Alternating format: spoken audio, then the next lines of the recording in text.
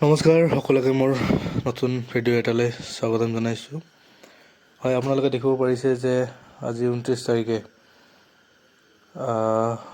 Director of elementary education Assam Kahilipara Guwahati, এয়া আপুনি দেখিব পাৰিছে সুৰঞ্জনা সেনাপতি বাইদেউ ডাইৰেক্টৰ অফিচৰ ফালৰ পৰা এই নটিচখন পাব্লিছ হৈছে। ইয়াত লিখা আছে যে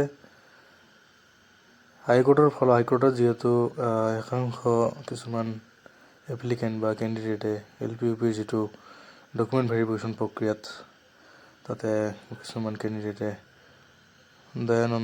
দয়ানন্দ দলে আৰু আদাৰ্ছ কিছুমানে কমপ্লেইন কৰিছিলে বা হাইকোৰ্টত দ্বাৰস্থ হৈছিলে, আৰু সেই হাইকোৰ্টত দ্বাৰস্থ হোৱাত হাইকোৰ্টৰ ফালৰ পৰা অৰ্ডাৰ এটা পাব্লিছ কৰিছে।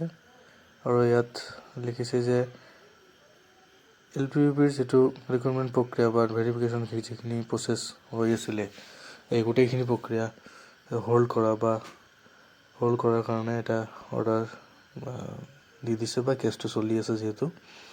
তো সেই হিচাপত সেইটো ৰেফাৰেঞ্চত DWৰ ফালৰ পৰা ডাইৰেক্টৰ অফিচৰ ফালৰ পৰা নটিচ এটা পাব্লিছ কৰিছে। আপোনালোকে চাব পাৰিছে যে যিহেতু recruitment of regular teacher in LP and UP schools under DWE, Assam has been postponed until further order and kept on hold till a final outcome is received from Honorable High Court। মানে হাইকোৰ্টৰ ফালৰ পৰা আগন্তুক দিনত বা আগন্তুক সময়ত যদি কি অৰ্ডাৰ আহে সেই হিচাপতেহে DWৰ ফালৰ পৰা নেক্সট যিটো ভেৰিফিকেশ্যন ছেকেণ্ড ফেজ হওক বা যিখিনি ভেৰিফিকেশ্যন প্ৰক্ৰিয়া আছে 5,500 যিখিনি ভেৰিফিকেশ্যন প্ৰক্ৰিয়া যিমানখিনি সময় যাব বা যিমান লেট হ'ব প্ৰক্ৰিয়াখিনি সিমানেই আজিকালি যিহেতু মেক্সিমাম কেণ্ডিডেট হাইকোৰ্টত দ্বাৰস্থ হয়। তো বহুতে NISয়ে হওক বা বিভিন্ন ধৰণৰ ক্ষেত্ৰতে হওক বা কিবা এটা অসুবিধা পালে বা কিবা অলপ খেলি মেলি যেন পালে বা কিবা ইনজাষ্টিছ পালে বহুতো কেণ্ডিডেটে হাইকোৰ্টত দ্বাৰস্থ হয়, সেইটো আমি দেখিবলৈ পাইছোঁ।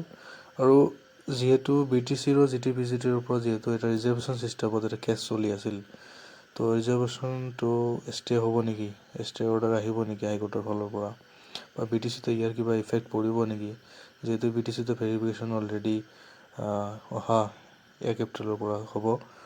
তো এই ভেৰিফিকেশ্যনত কিবা এটা ইফেক্ট পৰিব নেকি, সেই বিষয়ে লৈ মই নেক্সট ভিডিঅ' এটা ধুনীয়াকৈ আপোনালোকক জনাম এই নেক্সট ভিডিঅ'ত।